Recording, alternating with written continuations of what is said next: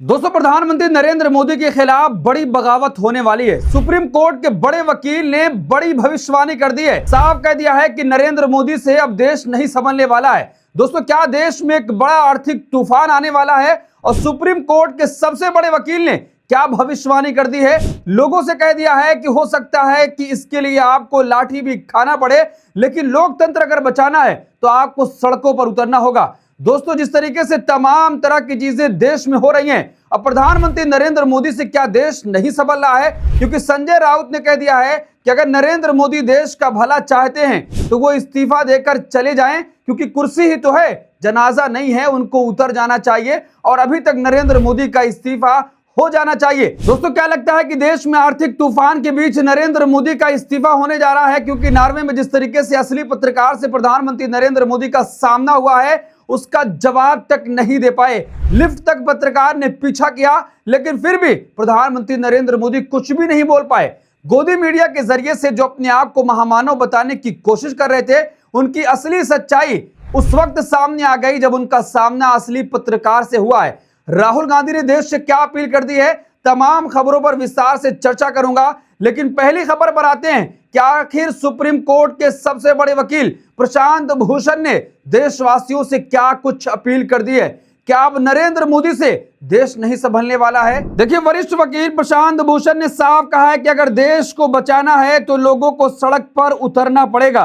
हो सकता है कि लाठी भी खाना पड़े, लेकिन इस त्याग के लिए लोगों को तैयार रहना होगा, तभी देश बचेगा। प्रशांत भूषण ने साफ कहा कि देश की जो तमाम ऐसी एजेंसियां हैं, तमाम ऐसी संस्थाएं हैं जो निष्पक्ष हुआ करती थी, लेकिन नरेंद्र मोदी ने उसको पंगु बना दिया है। वो नरेंद्र मोदी के इशारे पर काम कर रही हैं। बंगाल के चुनाव के नतीजे आपके सामने हैं कि जिस तरीके से खुलेआम देश में पहली बार ऐसा हुआ है कि चुनाव आयोग पर किसी पार्टी ने सीधा आरोप लगाया, लेकिन चुनाव आयोग इतना हिम्मत नहीं कर सका कि एक भी आरोप का जवाब देता। मुख्य चुनाव आयुक्त ज्ञानेश कुमार गुप्ता कहते तो ये हैं कि मैं निष्पक्ष हूं, लेकिन जितने भी आरोप लगे, एक भी आरोप का वो जवाब नहीं दे पाए। अब प्रशांत भूषण ये कह रहे हैं कि अगर देश बचाना है तो उसके लिए आपको त्याग देना होगा, आपको लाठी भी हो सकता है खानी पड़ जाए, लेकिन आपको हिम्मत रखना है और नरेंद्र मोदी के खिलाफ आपको सड़कों पर उतरना ही पड़ेगा।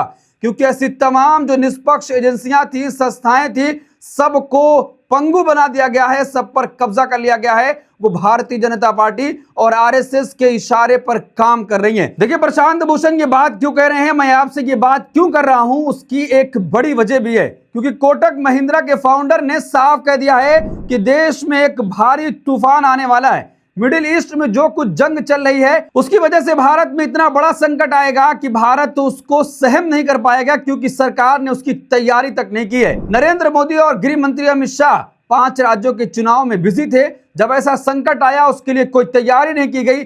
जैसे ही चुनाव खत्म हुआ, प्रधानमंत्री नरेंद्र मोदी ने देशवासियों से बड़ी बड़ी अपीलें कर दी कि आपको तेल की आपूर्ति कम करनी है, पेट्रोल डीजल का इस्तेमाल कम करना है, सोना नहीं खरीदना है, विदेशों की यात्रा नहीं करनी है, आपको इलेक्ट्रिक गाड़ियां खरीदनी है। जरा आप सोचिए, ये सारी की सारी अपील देशवासियों से प्रधानमंत्री नरेंद्र मोदी कर रहे थे, लेकिन दूसरे ही दिन 5 देशों की यात्रा पर निकल गए। यानी अपनी यात्रा नहीं रुकनी चाहिए, अपनी मौज मस्ती होनी चाहिए, लेकिन सारा बोझ अगर किसी पर डालना है तो वो देश की जनता।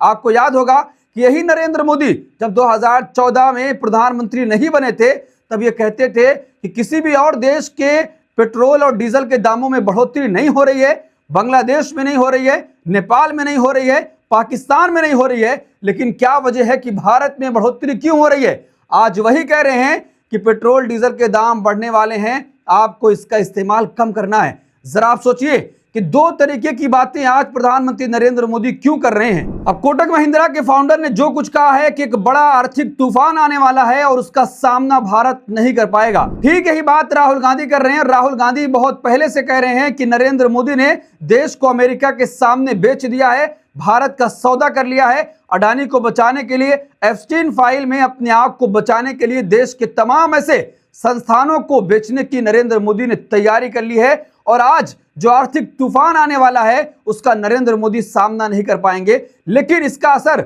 नरेंद्र मोदी, गौतम अडानी, मुकेश अंबानी पर नहीं पड़ने वाला है, क्योंकि इनके पास महल और कोठियां हैं, इनको कुछ भी फर्क नहीं पड़ेगा। लेकिन इसमें पिसेगी अगर कोई तो आम जनता, गरीब और किसान। देखिए, राहुल गांधी ने कहा कि एक भयंकर आर्थिक तूफान सर पर है।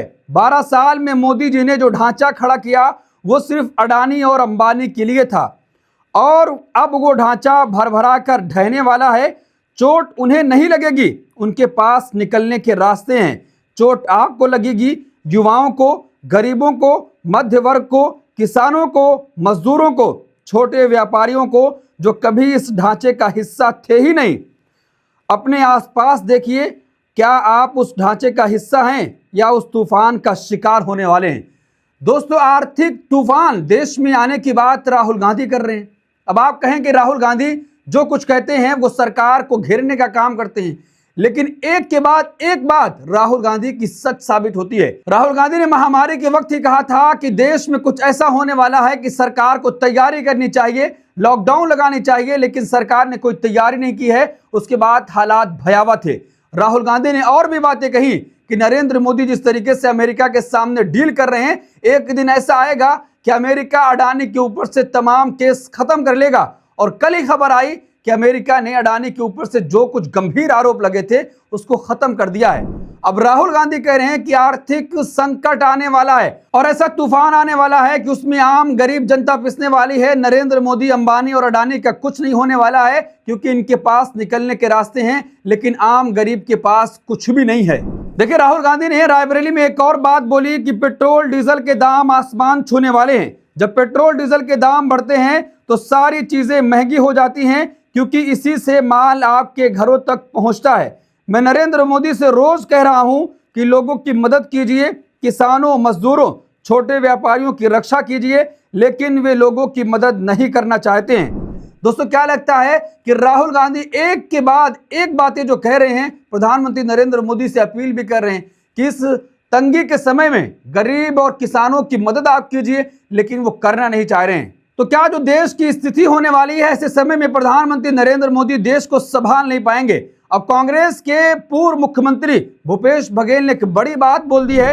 उन्होंने कह दिया है कि मैं पहले भी कह चुका हूं कि ये कुर्सी है, तुम्हारा जनाजा तो नहीं। जब कुछ कर नहीं सकते तो उतर क्यों नहीं जाते? मोदी जी से देश नहीं संभल रहा है तो वो कुर्सी से उतर जाएं, भाजपा का कोई अन्य नेता प्रधानमंत्री बन जाए, लेकिन देश को बर्बाद मत होने दीजिए। दोस्तों, क्या लगता है कि अब जो सिचुएशन देश की बनने वाली है, नरेंद्र मोदी से वो कुछ संभलने वाली नहीं है? क्योंकि राहुल गांधी ने बड़ी बात बोली। कोटक महिंद्रा के फाउंडर ने कहा कि एक आर्थिक सुनामी आने वाली है जिसका सामना भारत नहीं कर सकता है, क्योंकि तैयारियां उसकी उस स्तर पर नहीं है। और नॉर्वे जिस तरीके से प्रधानमंत्री नरेंद्र मोदी गए, असली पत्रकार से जब सामना हुआ तो उसके सवाल से भाग खड़े हुए। 12 सालों से देश में एक भी प्रेस कॉन्फ्रेंस नहीं करने वाले नरेंद्र मोदी का जब प्रेस कॉन्फ्रेंस में पत्रकारों से सामना हुआ तो उसके सवालों का जवाब न देकर भागना ही उन्होंने उचित समझा। और उसके बाद से देश का गोदी मीडिया, जो गोदी चाटुकार एंकर, वो नरेंद्र मोदी के समर्थन में खड़े हो गए।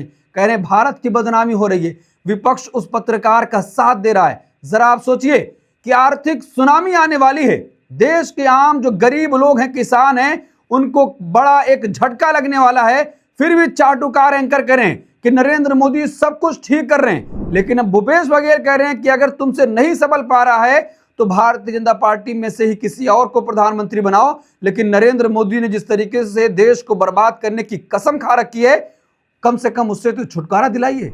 अब देखिए, ऐसी ही कुछ बात संजय राउत भी कह रहे हैं। संजय राउत कह रहे हैं कि नरेंद्र मोदी अगर इस देश का भला चाहते तो अब तक इस्तीफा दे चुके होते। तो दोस्तों, क्या लगता है कि प्रधानमंत्री नरेंद्र मोदी से अब ऐसी सिचुएशन में संभलने वाली चीजें नहीं है, क्योंकि अब उनके हाथ से सब कुछ निकल चुका है। राहुल गांधी वही बात कर रहे हैं, कोटक महिंद्रा के फाउंडर वही बात कर रहे हैं, और प्रशांत भूषण जो सुप्रीम कोर्ट के सीनियर वकील हैं, वो कह रहे हैं कि अगर देश को बचाना है तो नरेंद्र मोदी के खिलाफ अब देश के लोगों को सड़क पर उतरना होगा, चाहे उसके लिए उनको लाठियां भी खानी पड़े, लेकिन इतना त्याग तो देना पड़ेगा। क्योंकि जो ऐसी तमाम संस्थाएं हैं, सबको नरेंद्र मोदी ने पंगु बना दिया है। जिन पर कभी देश के लोगों को नाज हुआ करता था कि ऐसी संस्थाएं हैं, अगर देश कभी कमजोर होगा तो ये संस्थाएं मिलकर उसको बचा लेंगी, लेकिन आज वो सब भारतीय जनता पार्टी और आरएसएस के कब्जे में है। दोस्तों, आपको क्या लगता है कि जिस आर्थिक सुनामी की बात राहुल गांधी कर रहे हैं, और राहुल गांधी कह रहे हैं कि ऐसा संकट है कि जिसका सामना देश के आम लोगों को, गरीबों को, किसानों को, युवाओं को, छात्रों को करना है, नरेंद्र मोदी, अडानी, अंबानी का इसमें कुछ भी नहीं होने वाला है। इस पर आप क्या सोचते हैं, कमेंट करके जरूर बताएं और हमारे चैनल को सब्सक्राइब भी करें, वीडियो को ज्यादा से ज्यादा शेयर करें।